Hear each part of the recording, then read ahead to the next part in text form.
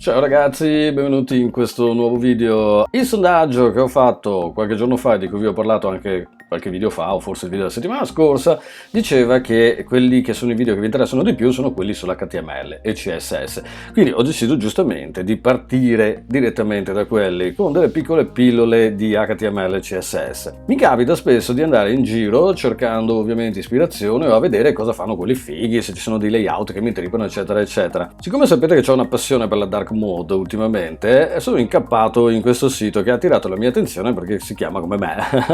È un tema di quelli a pagamento che trovate su Team Forest, ok?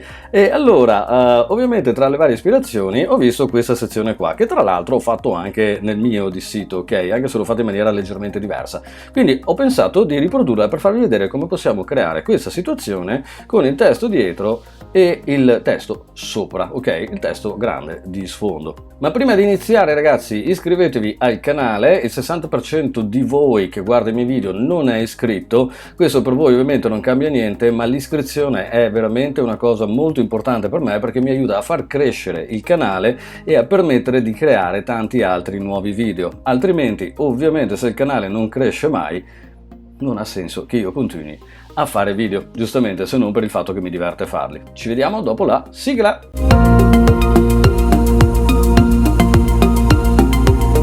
Bene, allora iniziamo. Mi sono preparato una cartellina, questa è la nostra situazione. Ogni volta che esce lo schermo bianco, madonna beata, è una botta di roba che non finisce più.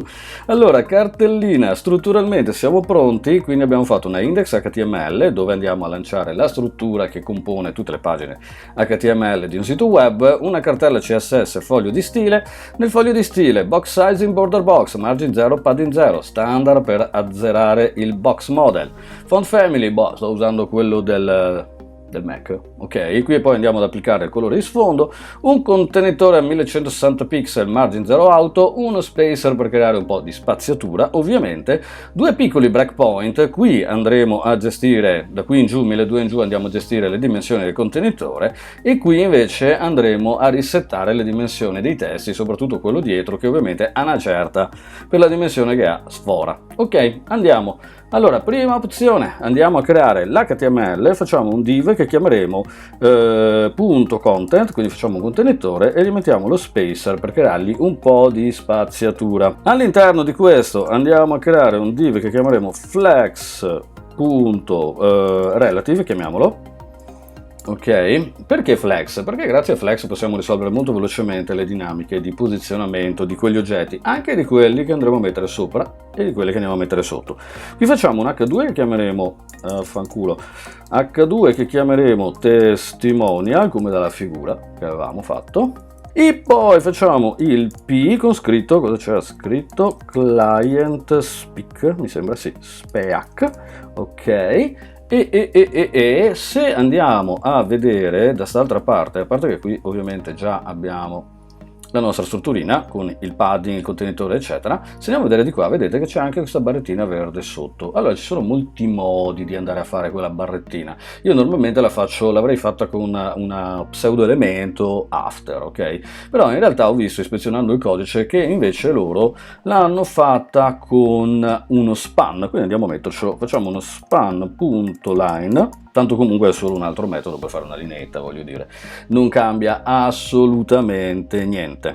Nel foglio di stile, intanto diamo il colore di sfondo, background color, aspetta che i colori me li segno, abbiamo un 21, 25, 29, perché se volete che mi ricordo tutti i colori, campa cavallo, cioè ha voglia che mi ricordo, ok, e ce l'abbiamo, ovviamente qua non si vede più nulla. Dopodiché vediamo che altri colori abbiamo utilizzato, c'è il verde della lineetta sotto, il testo bianco e poi c'è l'opacity di quell'altro, ok, perfetto. Allora, partiamo qua sotto, il nostro div si chiama .flex.relative, effettivamente potevamo dare le regole direttamente a uno soltanto, effettivamente ora che ci penso. Allora lo mettiamo in display flex, e poi facciamo un justify content con valore center, quindi gli elementi si vanno a piazzare perfettamente al centro, uno a fianco all'altro, vedete? Come è giusto che sia. Dopodiché andiamo anche a posizionarli al centro, da sopra e sotto, align items, e gli diciamo center anche in questo caso. e gli elementi si vanno ad allineare tra di loro, vedete, perfettamente allineati, non è ovviamente ancora quello che vogliamo, dopodiché andiamo a definire che questo div è anche un position relative, perché ci serve da ancora. Ovviamente terremo il testo H2 nel flusso normale del codice, ma il client speak lo dobbiamo mettere ovviamente in position, altrimenti non ci può andare sopra. Allora, H2, gli diciamo font size è grandissimo, l'hanno messo a 132 pixel, ok. Poi il colore che hanno utilizzato è un 6C75 7D, ok, vediamo un po' se è vero. Eccolo qua, perfetto, ma l'hanno messo ovviamente text transform uppercase e gli hanno dato un opacity di 0.1, quindi è al 10% di opacità e si dovrebbe vedere. Eccolo qui, bello, perfetto, spostato perché abbiamo ancora il client speak che è qui a fianco come vuole ovviamente Flexbox con il Flex Direction Row. Poi andiamo a mettere un paragrafo, gestiamo il paragrafo che è un font size, l'hanno messo a 36 pixel loro, ok, gli hanno dato un font weight di 600, quindi hanno fatto un paragrafo bold, va bene, ci sta, può succedere. Il colore è bianco, ok, Johnny Glamour, ve lo ricordate quando c'era Daniel Giacomo su Medire Gol che facevano Johnny Glamour. Allora, e poi gli diamo il position absolute. So che adesso sembra una minchiata, però effettivamente senza grossi posizionamenti strani o casini o mestieri, il fatto di aver usato display flex presumo vada già a mettere tutto al posto giusto. Che bello, vedete? Perché abbiamo il Justify Content Center che adesso sono separati perché sono due elementi in livelli diversi, ma sono entrambi dentro Flex, quindi giustamente questo si posiziona al centro e questo anche perché non ci parla più con quell'altro, ok? Dall'altro lato della medaglia sono anche allineati al centro entrambi da sopra e sotto perché la Line Item Center fa esattamente la stessa cosa, cioè li abbiamo sganciati, messi una sopra l'altra e andati a posizionare tranquillamente con Display Flex. Non è che ci siamo neanche dovuti rompere le balle più di tanto, Vabbè, andiamo a fare la lineetta, va là?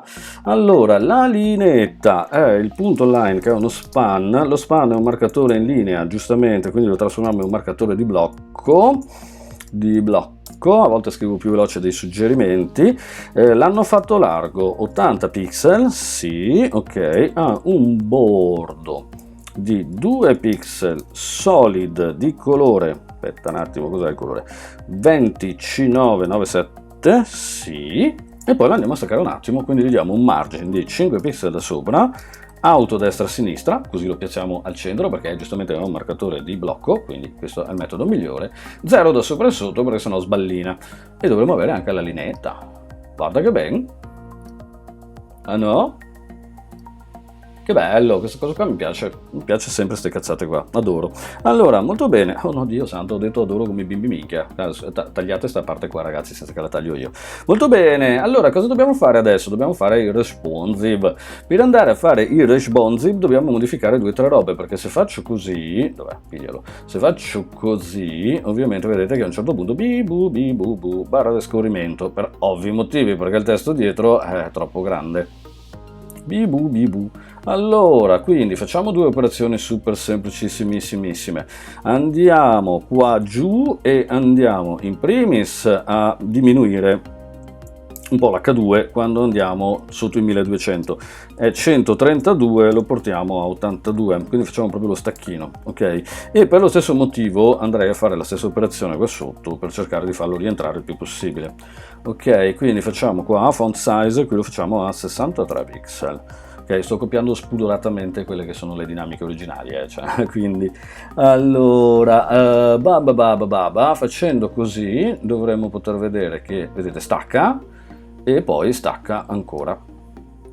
E quindi ci sta dentro senza barra di scorrimento di nessun tipo. È vero però che in alcuni dispositivi più piccoli potrebbe comunque uscire la barra di scorrimento, quindi è preferibile a questo punto che il testo rimanga in esterna, si tagli magari un pezzettino di testo senza rotture di balle, perciò direi che potremmo anche azzardare un piccolo trick che faccio spesso quando ho questo tipo di situazioni, vado a definire che il body comunque dentro i dispositivi abbia la barra laterale X, quindi la barra di scorrimento orizzontale hidden.